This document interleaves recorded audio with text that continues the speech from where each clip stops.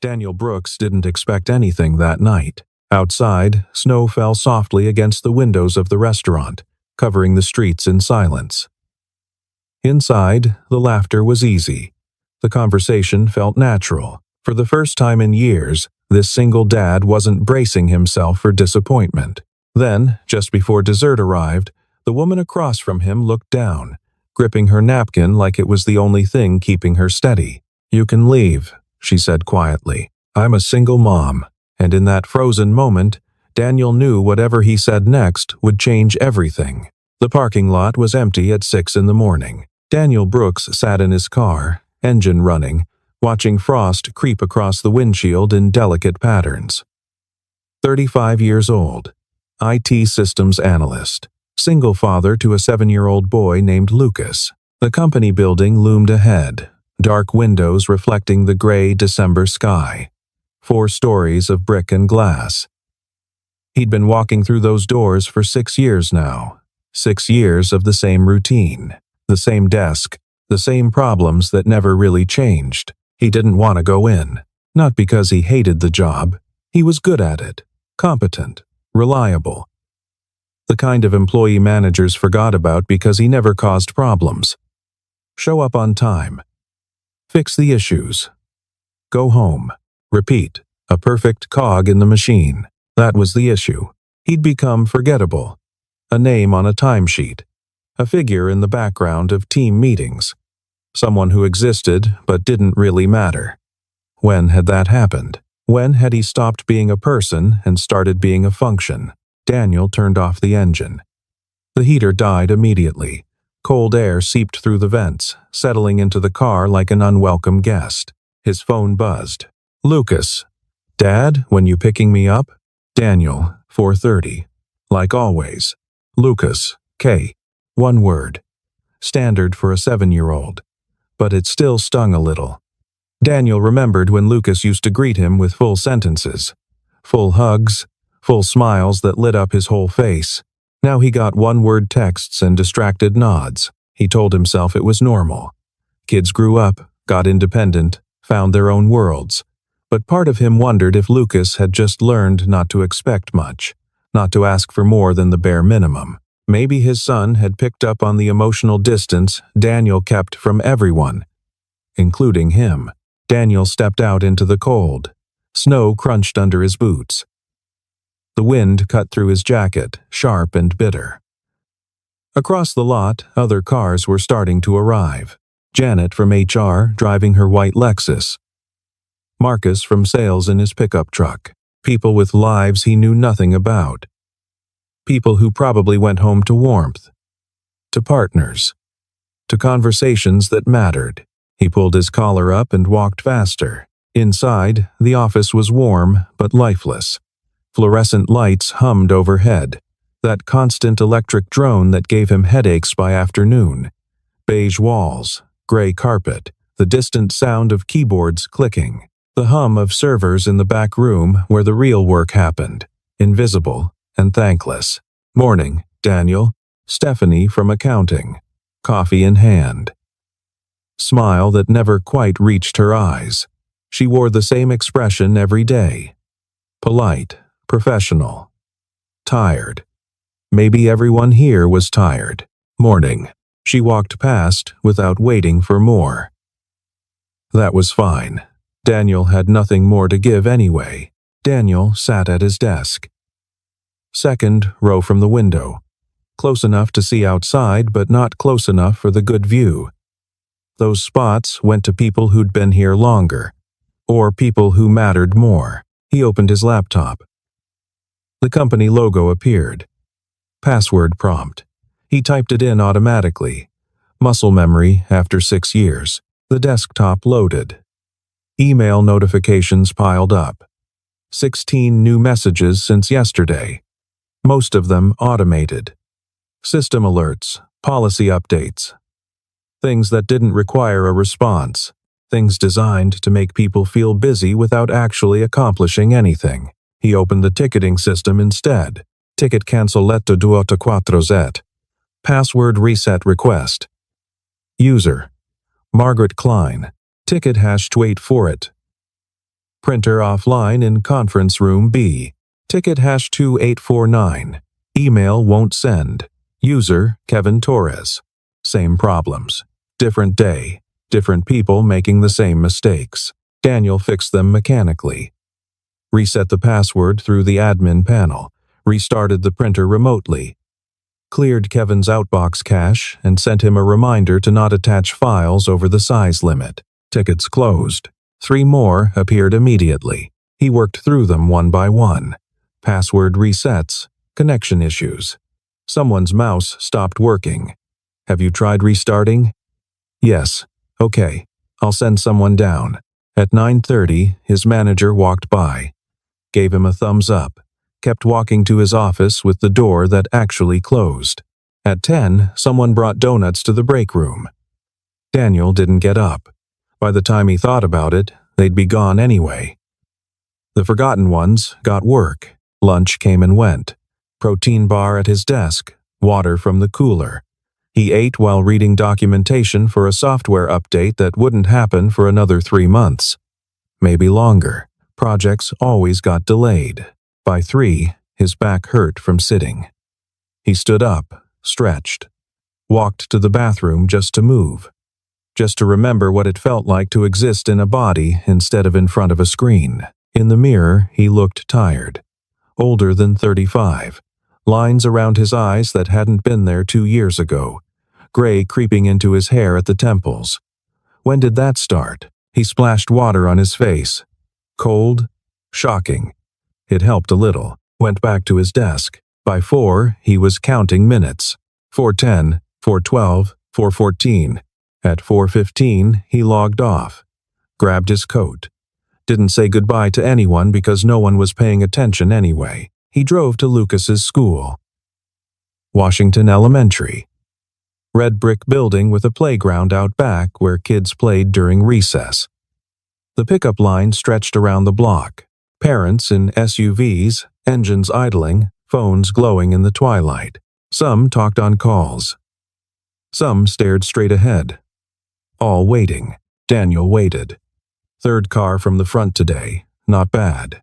He watched the school doors. Kids poured out in clusters, laughing, shoving. Alive in ways that adults forgot how to be. They still believed in things. Still got excited. Still felt everything at full volume. Lucas appeared near the back of the line. Backpack too big for his small frame. Dark hair sticking up in the back. He walked slowly, scanning the cars until he found Daniel's. He climbed into the back seat without a word. How was school? Fine. What'd you learn? Stuff. Daniel glanced in the rearview mirror. Lucas stared out the window. Not sulking. Just distant.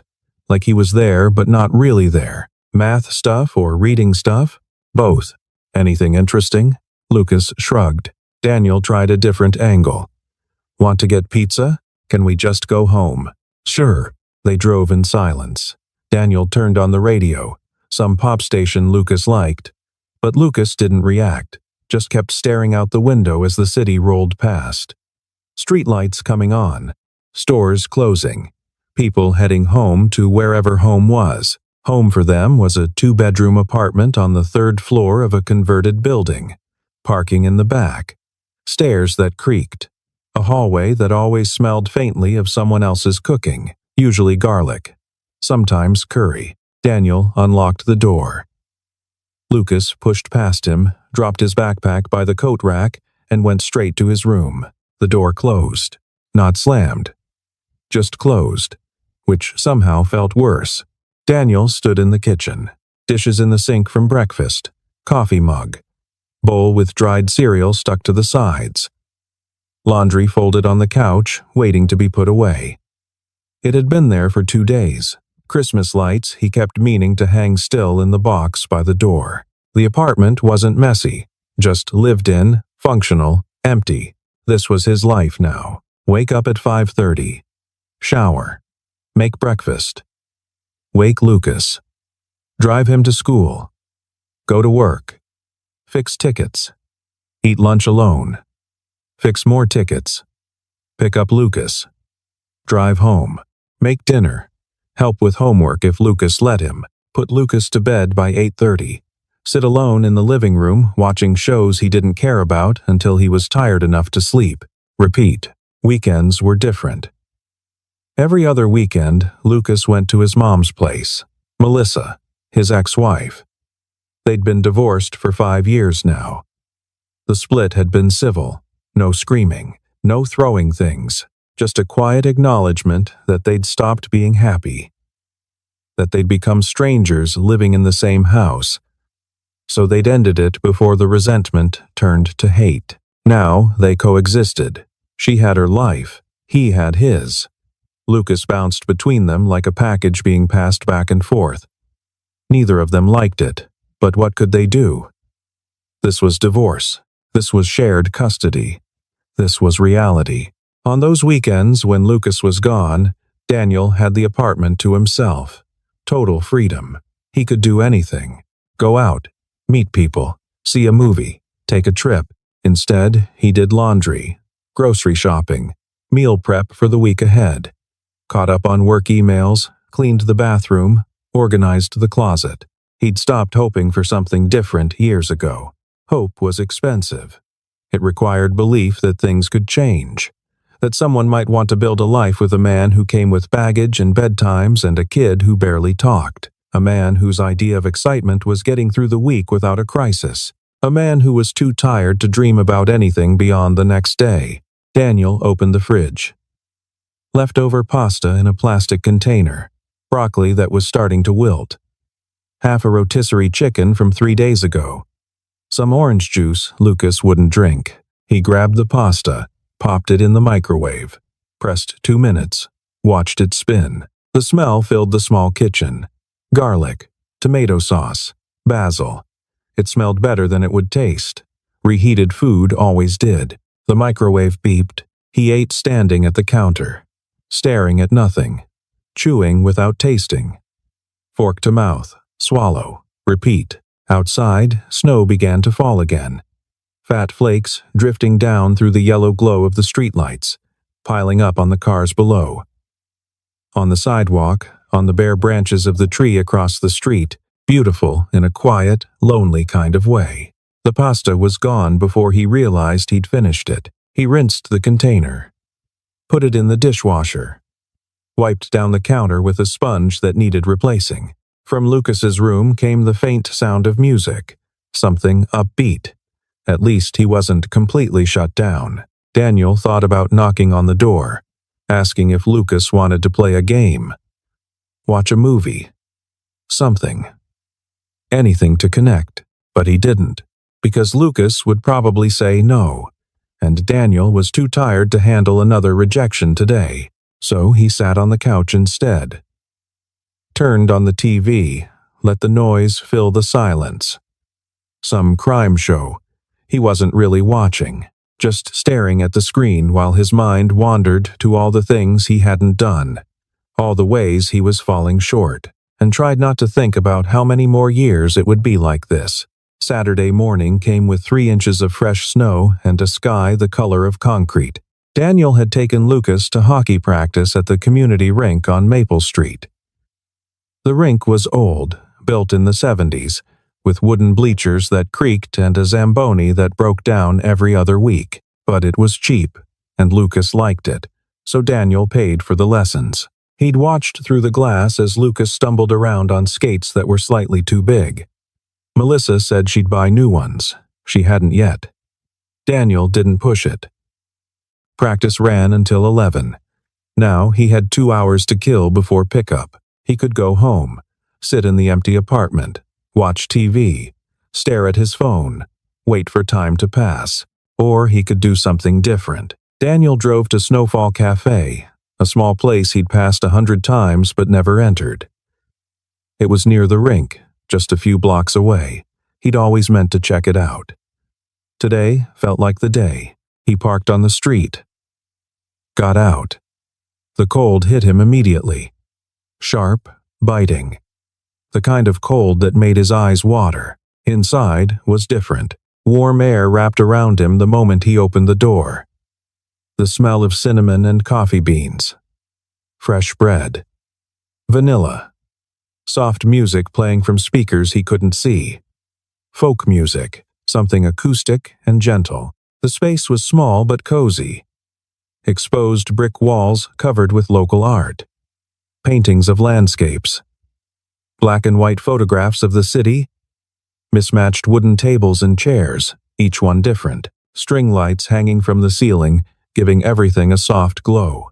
It felt lived in, comfortable, real. The line was short. 3 people ahead of him. A teenage couple holding hands, sharing earbuds. An older man with a gray beard, reading a newspaper folded in half. Daniel studied the menu on the wall behind the counter. Handwritten in chalk. More options than he expected. Specialty lattes with names like Winter Whisper and Cinnamon Dream. Teas. Hot chocolate. Pastries. He'd just get black coffee. Maybe a muffin, if they looked good.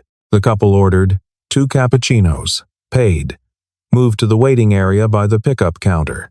The old man stepped up, ordered tea and a croissant. Then it was Daniel's turn. But before he could speak, a voice behind the older man said, "I'm so sorry. I thought I had enough." Daniel looked over. A woman stood there, digging through her purse with increasing desperation. Brown hair pulled back in a loose ponytail, pieces falling around her face. Green scarf wrapped twice around her neck, cheeks red from the cold outside. She wore jeans and a black coat with a small coffee stain on the sleeve, worn sneakers with frayed laces. She looked stressed, tired, like she'd been running on empty for too long. "I have $6, she said to the barista. Her voice carried embarrassment. Apology. "I thought the total was $5.50. The barista was young, maybe 19. Nose ring, purple hair pulled into a bun. She looked uncomfortable, shifting her weight from one foot to the other. "It's $6.20 with tax." "Right, of course." The woman kept searching her bag, fingers moving through the contents frantically. "Wallet, keys, receipts. I might have change in my car. Give me 1 second." She started to turn toward the door. Daniel stepped forward. "I've got it." She turned back, eyes wide, green. Tired around the edges, surprised. "Oh, no. You don't have to. It's 20 cents. He handed the barista $1. "Keep the change." The barista took it with visible relief, nodded, turned to make the drink. The woman stared at Daniel. "Thank you. Really? I don't usually. I mean, I thought I had my wallet organized, but apparently I don't know how to count anymore. It happens. Not to me. I'm usually." She stopped herself, laughed a little, self-deprecating. "Sorry, I'm rambling. Thank you." "No problem." The barista called out. "Medium vanilla latte." The woman took it carefully, held it with both hands like she was trying to warm them. Her hands were small, thin fingers, a small scar on her left knuckle. Recent, maybe. She looked at Daniel again. "I'm Claire." "Daniel." They shook hands. Hers was cold despite the latte. Soft. She had a gentle grip. "Do you come here often?" she asked, then immediately winced, closing her eyes for a second. That sounded like a line. "I didn't mean it like a line. I just meant, have you been here before? Because I haven't, and I'm trying to figure out if it's any good." Daniel almost smiled. When was the last time someone had been nervous talking to him? "Sometimes. My son has hockey nearby." "Oh." She relaxed visibly. Her shoulders dropped. "My daughter takes ballet a few blocks over. I usually wait in the car with a book, but it's freezing today, so I thought I'd actually go inside somewhere with heat." "Yeah." "Good call." An awkward pause settled between them. The kind that happens when 2 strangers run out of script. Claire shifted her weight from one foot to the other, adjusted the scarf around her neck. Daniel noticed she wore sneakers that had seen better days. The soles were worn down on one side. "Well," Claire said finally, gripping her latte tighter. "Thanks again for the 20 cents. I owe you." "You don't." "I do. Maybe I'll see you around." "Maybe." She gave him a small smile. Genuine. then turned and walked to a table by the window. Daniel ordered his coffee and a blueberry muffin. Paid. Waited while the barista made his drink. When his order came up, he looked around for a place to sit. Most tables were taken. Couples sharing pastries, a group of college students with laptops, someone working on a crossword puzzle, a few spots at the counter, one empty chair near the back. His eyes landed on Claire. She was sitting alone, staring out the window at the snow. Her latte sat untouched in front of her, steam rising in thin wisps. She looked sad, not crying, just sad in that quiet way people get when they think no one's watching. Like the weight of everything was pressing down. Daniel almost went to the counter, sat by himself, minded his own business, but something made him walk toward the window instead. Mind if I sit here? Claire looked up, surprised. Oh. Sure. Yeah. He sat down across from her, set his coffee on the table. The chair wobbled slightly. He steadied it. How's the latte? He asked. Haven't tried it yet. Worried it's not good? Worried if I drink it too fast I'll have to leave. Daniel understood that. The need to make small things last. Where's your daughter now? Ballet. Still has another hour. Claire finally took a sip, her eyes closed for a second. Oh. That's good. Worth the $6.20? She laughed. A real laugh. It changed her whole face. Made her look younger, less tired. Definitely worth it. Where's your son? She asked. Hockey. Same. Another hour. So we're both just killing time. Looks like it. They sat in comfortable silence for a moment. Outside, snow continued to fall. Heavier now. People walked past the window, bundled in coats and scarves, heads down, moving quickly to get out of the cold. Cars drove slowly, cautious on the slick roads. Do you like hockey? Claire asked. I don't know anything about it, Daniel admitted. How old is he? 7. Does he like it? I think so. He's getting better. Doesn't fall as much. Claire laughed again. That's progress. Emma keeps trying to teach me ballet terms, but I can't remember any of them. Something about first position and second position. They all look the same to me. How old is she? 9. Does she like it? Loves it. She wants to be a professional ballerina. I don't have the heart to tell her how hard that is. Daniel nodded. Lucas wants to play in the NHL. Same problem. They smiled at each other. The conversation flowed easier after that. She told him about Emma's upcoming recital. The costume that cost more than it should. The hours of practice. He told her about Lucas's fear of the hockey puck, how he'd duck whenever someone shot at the goal. She asked what he did for work. He told her. IT analyst. She nodded politely, didn't ask for details. Most people didn't. He asked what she did. She hesitated. I'm a nurse, part-time. And I work retail on weekends. That's a lot. It is. She didn't elaborate. He didn't push. They talked about the weather, the snow, whether it would keep coming. She liked winter. He tolerated it. She said something about how snow made everything look clean. He said it made everything look the same. She laughed at that. When Daniel's phone alarm went off time to pick up Lucas, he was surprised by how quickly the hour had passed. I should go, he said, standing. Me too. They put on their coats, wrapped scarves. Claire grabbed her bag. They walked out together, stood in the parking lot for a moment. Snow falling between them. The world quiet, muffled. This was nice, Claire said. Yeah. Well, maybe I'll see you next Saturday. Maybe. She walked to a blue sedan parked across the street. Got in. Sat for a moment before starting the engine. Daniel could see her through the windshield. See her take a breath. Like she was gathering herself. Then she drove away. Daniel got in his own car and went to pick up Lucas. But all the way there, he kept thinking about green eyes and a woman who apologized too much, and a laugh that sounded like hope. The next Saturday, he went back to Snowfall Cafe. He told himself it was just convenient. Close to the rink, good coffee, no other reason.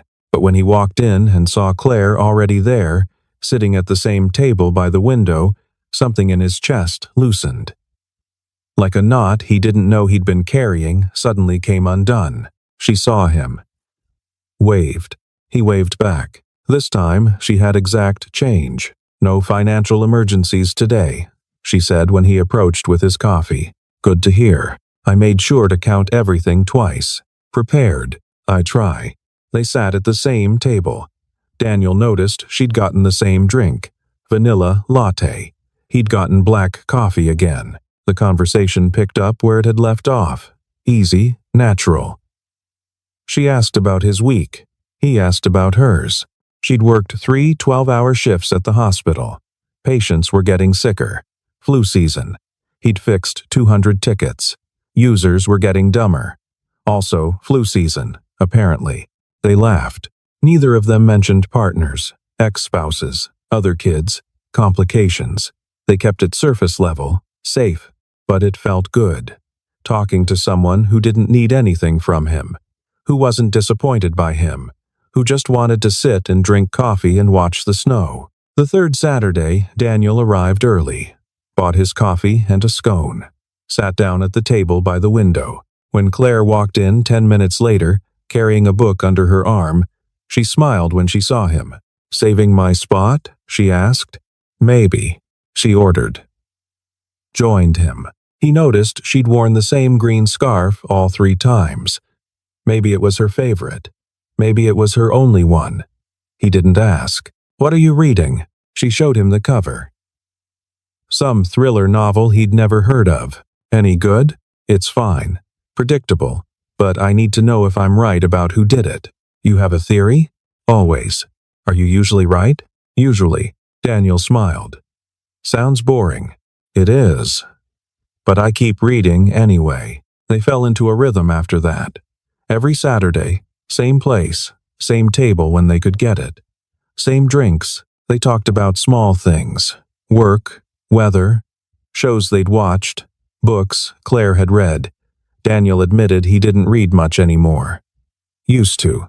Hasn't had time. She recommended a few titles anyway. Nothing heavy, just stories. They never talked about anything too personal. Never crossed into territory that might complicate things. Never asked the questions that mattered. But each week, Daniel found himself looking forward to Saturday morning more than anything else. And each week, when he left and drove to pick up Lucas, he felt a little less empty than before. On the 4th Saturday, something shifted. It was the 4th Saturday when Daniel decided to ask. He'd been thinking about it all week, rehearsing the words in his head during his commute, while fixing tickets, while making dinner, while lying in bed unable to sleep. "Would you want to get dinner sometime?" 7 words. Simple question, but it felt massive. Like stepping off a cliff, because asking meant risking. Risking rejection, risking disappointment, risking hope. And hope was dangerous. But Claire made him feel something he hadn't felt in years. Not quite hope. More like curiosity. Like maybe there was more to life than work and pickup lines and frozen dinners. She arrived right on time. Same green scarf, different book. This one looked thicker. They ordered. Sat down. Daniel waited. Let her get halfway through her latte. Let the conversation settle into its usual rhythm. Then he took a breath. "Can I ask you something?" She looked up. Sure. His heart was beating too fast. "Would you want to get dinner sometime? Like, not here, somewhere else?" "A restaurant?" Claire froze. Not a small pause. A full stop. Her hand stopped midway to her cup. Her expression went carefully blank. Daniel's stomach dropped. "I mean, no pressure. If you're not interested, that's totally fine. I just thought since we've been meeting here, maybe—" "No, She set down her cup carefully. Too carefully. "I'd like that." Relief washed over him like warm water. "Really? Really?" She smiled, but something in her eyes looked guarded. Scared, maybe. When were you thinking? How about Friday? Friday was Lucas's weekend with Melissa. Daniel would be alone, available, free to stay out late if things went well. Claire hesitated. Just for a second. Then nodded. Friday works. They exchanged numbers. Made a plan. Old Pine Bistro at 7. Daniel had driven past it before. Nice place. Not too fancy, not too casual. Great, he said. Great, she echoed. They finished their coffee, talked about other things. But something had changed. There was an awareness now, a nervousness that hadn't been there before. When Daniel left that day, he felt lighter, younger, like maybe things could be different. But Claire sat in her car for a long time after he drove away. Her phone buzzed. Emma. Mom, when are you coming? Claire. On my way, sweetie. She stared at the message, then at the cafe, then at her hands on the steering wheel. She typed another message. Claire. Sorry. Traffic. Be there in 10. It was a lie. There was no traffic. The roads were clear. She just needed a minute to breathe, because she'd said yes to dinner with a man she barely knew. A man who seemed kind, who made her laugh, who looked at her like she was worth looking at. And she hadn't told him the truth, that she had 2 kids at home, not one. Emma and Noah, 9 and 6, that she worked 2 jobs because one wasn't enough, that her ex-husband hadn't paid child support in 8 months and probably never would, that her house was falling apart, that her car needed new brakes, that she was 1 bad month away from everything collapsing, that she was drowning. Claire started the car. Maybe it didn't matter. Maybe one dinner could just be one dinner. An evening where she could pretend her life was simple, where she could be Claire. Not Mom, not Nurse Wilson, not the woman who worked retail on weekends to make ends meet. Just Claire. Maybe that would be enough. She drove to the ballet studio and picked up Emma. Friday came faster than Daniel expected. He dropped Lucas off at Melissa's place Thursday evening. Their apartment was nicer than his. 2 bedrooms, better neighborhood. She'd remarried last year. Nice guy named Trevor, worked in finance. Lucas liked him well enough. Have fun, Melissa said at the door. What? You're dressed nice. You smell like cologne. You have plans. Daniel looked down at himself. Jeans. Button-down shirt. Was it that obvious? Just dinner with a friend. Melissa smiled. Not mean, almost encouraging. Good for you. She closed the door before he could respond. Friday at work dragged. Every minute felt like an hour. He kept checking his phone, checking the time, wondering if 7 o'clock would ever arrive. At 4:30, he left the office, drove home, showered, changed 3 times before settling on dark jeans and a gray sweater. Nothing fancy, just presentable. He arrived at Old Pine Bistro at 6:55.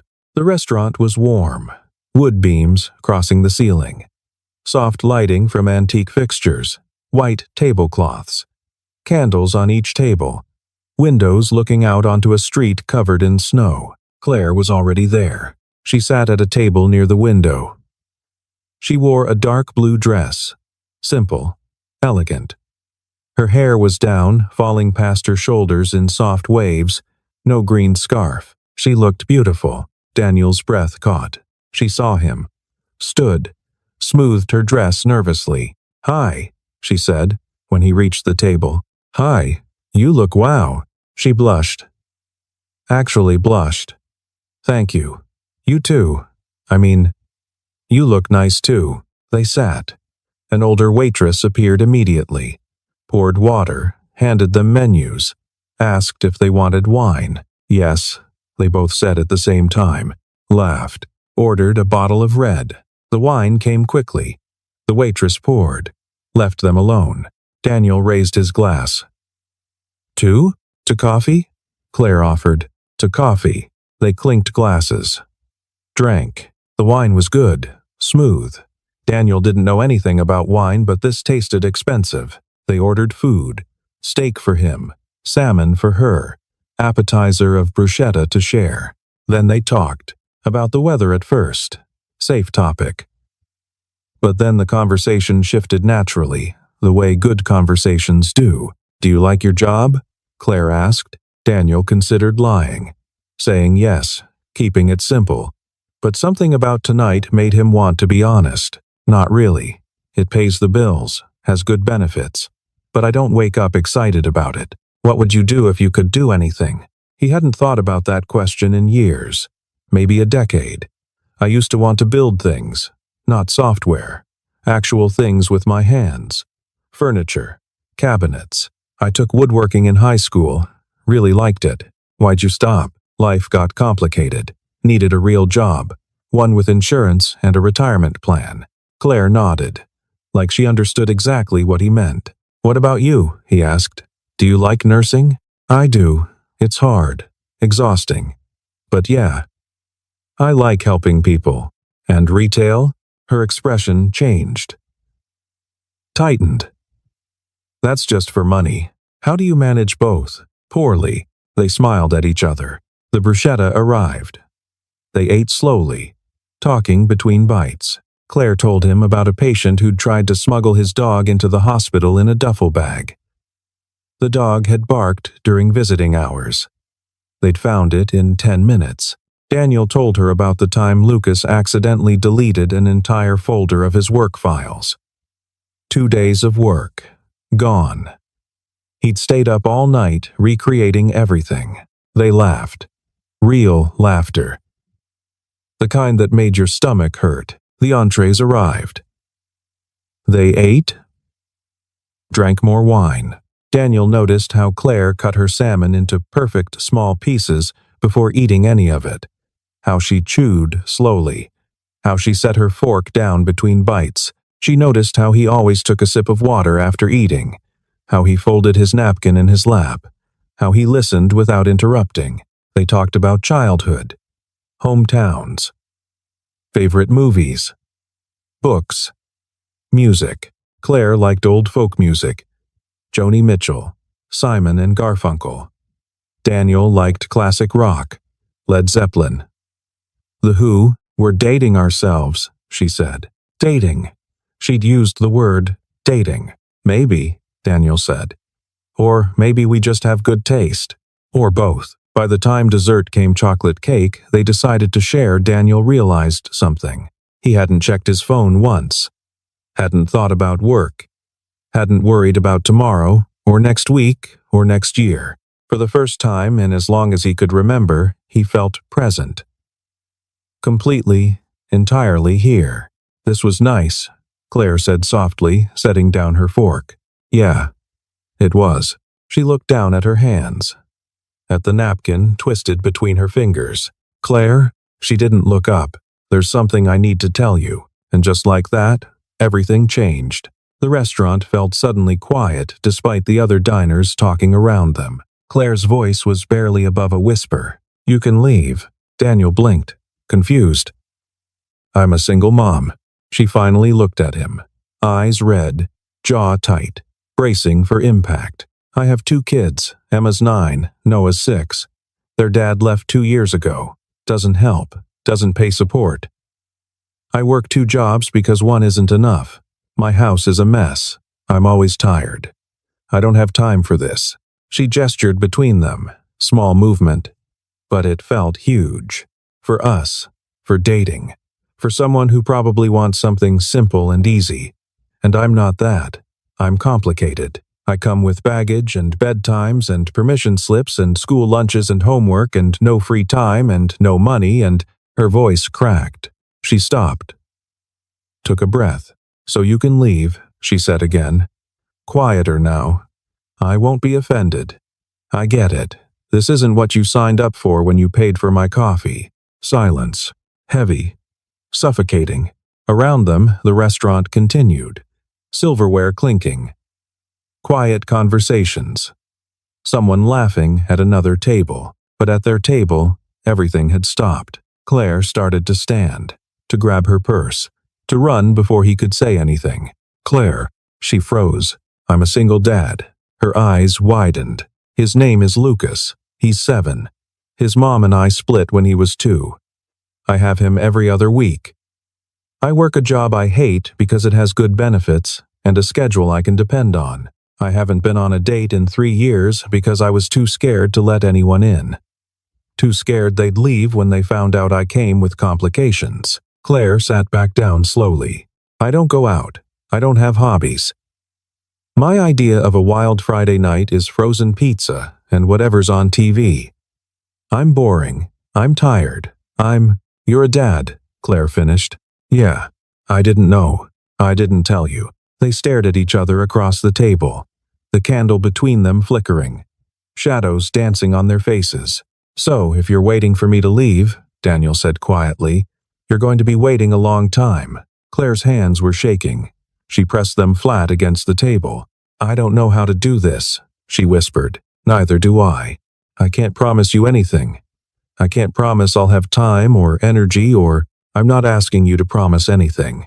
Then what are you asking? Daniel thought about it. Really thought. What did he want? Just to keep talking, to keep sitting here, to keep seeing where this goes. Claire's face crumpled, not crying, but close. Her eyes filled but didn't overflow. Why didn't you tell me before? Daniel asked gently.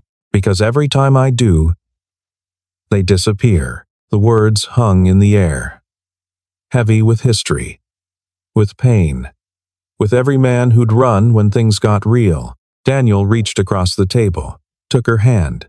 It was cold, trembling. I'm not them. They stayed at the restaurant until closing. The waitress came by twice to ask if they needed anything else.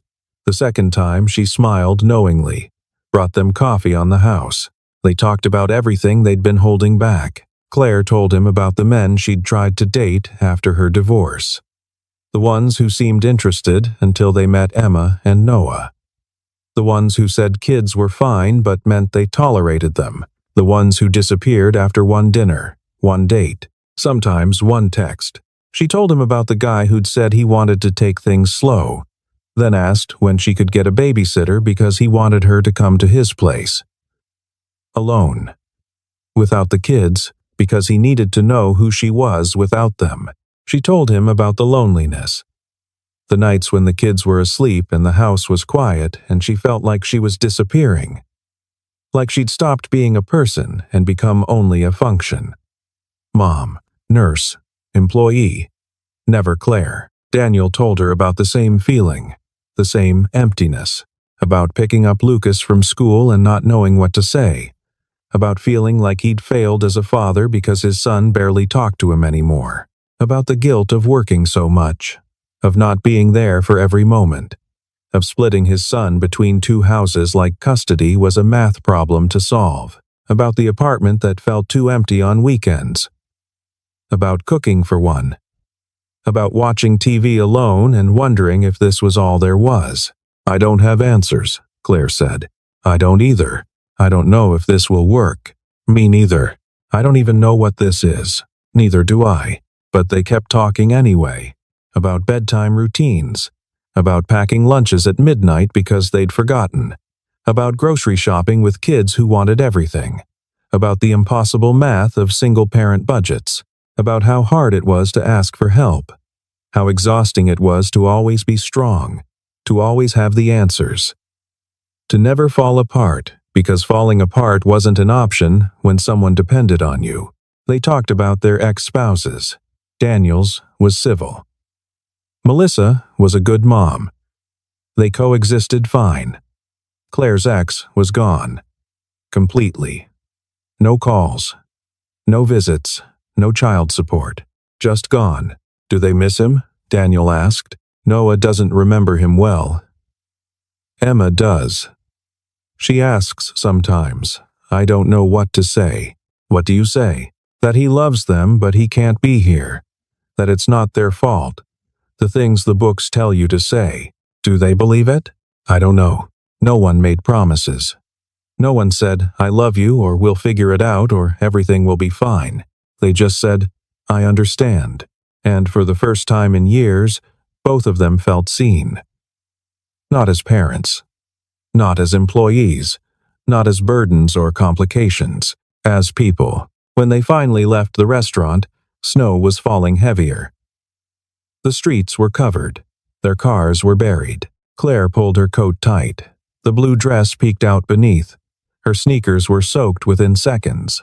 "I should have worn better shoes," she said. "I should have checked the weather." They stood in the parking lot. Snow catching in her hair, in his eyelashes. "Thank you for staying," she said. "For what?" "For staying when I told you. Thank you for telling me." She looked up at him. Snow falling between them. The world quiet, muffled. "Can I see you again?" Daniel asked. Claire hesitated. And in that hesitation, he saw all her fear, all her doubt, all the times she'd been let down. Then she nodded. "Yeah. I'd like that." They texted almost every day after that. "Daniel, how's your shift?" Claire, "Long." "Yours?" Daniel, "Same." Claire, "Want to meet for coffee tomorrow?"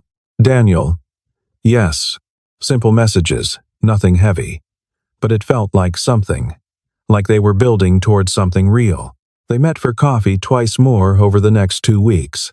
Different cafes. Same easy conversation. But Daniel noticed something. Claire never invited him to her house. Never suggested meeting Emma and Noah. Kept him carefully separated from the rest of her life. When he mentioned it, she deflected. "They're not ready." Or "You're not ready." She looked away. They were sitting in his car. Parked outside a cafe. Engine off. Heat fading slowly from the vents. "I don't want to confuse them," she said. Confuse them how? By bringing someone into their lives who might not stay. Daniel felt the sting of that. "You think I won't stay?" "I don't know. What would it take for you to know?" She looked at him. Tired, guarded, scared. Time. So Daniel gave her time. He stopped pushing. Stopped asking about the kids. Let her control the pace, the boundaries, the distance. But it was hard. He wanted to know her. All of her. Not just the version she showed him for an hour at a time in public places. He wanted to see where she lived, what her house looked like, what her kids were like, what her real life was. But she kept him at arm's length, and he didn't know how to bridge the gap without scaring her away. 3 weeks after their first date, they met for lunch. A sandwich shop near her work. She looked exhausted. Dark circles under her eyes, hair pulled back messily. "Rough night?" he asked. Noah had a fever. Up until 3. Still went to work at 6. "Jesus, Claire. It's fine." "It's not fine." "What am I supposed to do? Call in?" "I can't afford that." Daniel wanted to help. Wanted to say something useful. But what? He couldn't fix her job. Couldn't fix her finances. Couldn't make her ex-husband pay support. "I'm sorry," he said instead. "It's not your fault." But he still felt like he should do more. The next day, he texted her. "Daniel, I want to meet them." She didn't respond for 2 hours. "Claire." "Who?" "Daniel, Emma, and Noah." Another hour passed. "Claire." "I don't know if that's a good idea." "Daniel." "Why not?" "Claire." "Because what if this doesn't work?" "Daniel." "What if it does?" No response. A month after their first date, Daniel decided he couldn't wait anymore. They were sitting in his car again. Parked outside Claire's workplace, she'd just finished her shift. Still in scrubs, hair tied back, face bare. She looked beautiful anyway. "I want to meet them," he said. Claire's face went pale. "Daniel, not as your boyfriend, not as anything serious, just as a friend. Someone who exists in your life. They're not ready. Or you're not ready. That's not fair." "Maybe not. But it's true." She stared straight ahead. At the hospital building. At the people coming and going. At anything but him. "I don't know how to do this," she said quietly. "You keep saying that. Because it's true. I don't know how to let someone in. I don't know how to risk them leaving. I don't know. So what? We just keep meeting in parking lots forever." "I don't know." Daniel exhaled slowly, trying to stay calm, trying not to push too hard. "I like you, Claire. A lot. But I can't keep waiting on the sidelines. I can't keep being the secret you hide from your real life." She looked at him. eyes wet. What are you saying? I'm saying I want to be part of your life. The real one. Not just the version you show me for an hour here and there. And if it doesn't work, if you meet them and decide it's too much, then it doesn't work. But at least we tried. And if they get attached? If they start to care and then you leave? I won't leave. You can't promise that. You're right. I can't. But I can promise I won't leave because of them. I won't leave because it's hard. I won't leave because being a single mom is part of who you are. Claire wiped her eyes. Mascara smudged. She didn't seem to care. This is scary, she whispered. I know. I've been doing this alone for so long. You don't have to anymore. She sat in silence for a long time. Daniel didn't push, just waited. Finally, she nodded. Okay. Come over tomorrow, Sunday, just for dinner. As a friend, Daniel felt his heart race. Are you sure? No. But I'm doing it anyway. Sunday came cold and bright. Claire's house was on Willow Street, a small one-story ranch at the end of a cul-de-sac. Snow piled on the roof, icicles hanging from the gutters. A snowman in the front yard, slightly lopsided, with a carrot nose and stick arms. Daniel parked in the driveway behind the blue sedan, took a breath, walked to the door. Before he could knock, it opened. Claire stood there in jeans and a sweater. Hair down, no makeup. She looked nervous. Welcome to the chaos. She stepped aside. He stepped inside. The house was small, lived in, warm. The entryway opened into the living room. Toys everywhere. Legos scattered across the floor. A dollhouse in the corner. Coloring books on the coffee table. A basket of laundry on the couch, half folded. The walls were covered with kids' artwork, crayon drawings, finger paintings, a handprint turkey from Thanksgiving. It felt real, chaotic, alive. Sorry about the mess, Claire said automatically. It's fine. I tried to clean, but Claire. It's fine. 2 kids appeared from the hallway.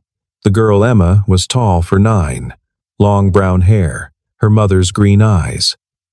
She wore a pink ballet shirt and leggings. The boy, Noah, was smaller, 6 years old with dark hair and freckles. He wore a dinosaur t-shirt. Guys, this is Daniel, Claire said. He's a friend from the coffee shop. Emma studied him carefully, assessing. Do you like pizza? Daniel smiled. Yeah, I do. Good. Mom said we're having pizza. Noah didn't say anything, just stared, clutching a toy dinosaur. Nice to meet you both, Daniel said. Emma nodded. Do you have kids? I have a son. His name is Lucas. He's 7. Does he like Legos? He does.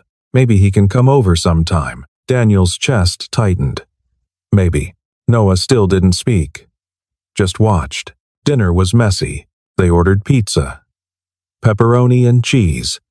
Ate at the small dining table that had seen better days. One chair wobbled. The tablecloth had a stain. Noah spilled juice within 5 minutes. Purple grape juice spreading across the table. Claire jumped up with paper towels. Apologized. Emma talked non-stop. About ballet. About school. About her best friend Madison, who'd moved away last month. About how she wanted a dog but Mom said no because they couldn't afford it. Claire looked embarrassed. Emma, what? We can't. It's okay, Daniel said. After dinner, he helped clean up, washed dishes while Claire wiped down the table. The kitchen was small. They kept bumping into each other, apologizing, laughing. Emma appeared in the doorway. Daniel, do you want to see my room? Claire started to say no, but Daniel answered first. Sure. He followed Emma down the hall. Her room was pink. Posters of ballerinas on the walls. A small bed with a floral comforter. Stuffed animals piled in the corner. Ballet shoes hanging on a hook. This is where I practice, she said, demonstrating a pirouette in the small space. That's good. I'm going to be a professional ballerina. That's a big dream. Mom says I should have a backup plan, but I don't need one. I'm going to be good enough. The confidence of a 9-year-old. Daniel remembered Lucas having that once. I bet you will be. Emma showed him her stuffed animals, named each one, told him their birthdays. She had them organized by type, bears together, dogs together. The unicorn separate because it was special. Does Lucas have stuffed animals? She asked. A few. Does he still sleep with them? Sometimes. She nodded seriously. I still do too. Noah does every night. He has this elephant Mom gave him when he was a baby. When Daniel came back to the kitchen, Claire was leaning against the counter, arms crossed, waiting. Thank you, she said quietly. For what? For not running. Daniel stepped closer. I told you, I'm not going anywhere. Noah appeared then. Still hadn't said a word to Daniel. But he walked up, held out his dinosaur. This is Rex, he said. Voice small, serious. Cool. What kind of dinosaur is Rex? T-Rex. The best kind. The best kind, Daniel agreed. Noah smiled. Small, but real. Then ran back to the living room. Claire's eyes were wet. He doesn't talk to strangers. I'm honored. They stood in the kitchen together, close. The sounds of the kids playing in the other room. The dishwasher running. The heater humming. This is my life, Claire said, looking around at the cramped kitchen, the chipped countertop, the magnets on the fridge holding school papers and permission slips. It's not glamorous. It's not organized. It's chaos most of the time. I know. And you're still here. I'm still here. She looked at him. Really looked. Like she was seeing him for the first time. Or maybe seeing herself reflected in his eyes. Someone worth staying for. You mean that? I do. Daniel didn't fix everything. He couldn't. Claire's life was still hard. The bills still piled up. Work still drained her. Noah still got sick. Emma still needed things they couldn't afford. But he kept showing up, not as a hero, not as a solution, just as someone who was there. He came over for dinner once a week, sometimes twice. Brought groceries occasionally, not in a way that felt like charity, just in a way that said, I noticed you were low on milk. He helped Emma with her math homework. Fractions, long division, things he'd forgotten how to do but relearned on the internet so he could help. He taught Noah how to tie his shoes, patient, gentle. Over and over, until Noah got it. He washed dishes without being asked. Folded laundry while Claire put the kids to bed. Fixed the wobbly chair. Changed a light bulb. Small things, normal things, things that added up. Claire stopped apologizing for the mess. Stopped trying to hide the hard parts. Stopped pretending her life was anything other than what it was. One night, after the kids were asleep, they sat on the couch together. The house was quiet. Snow falling outside. The only light came from the kitchen.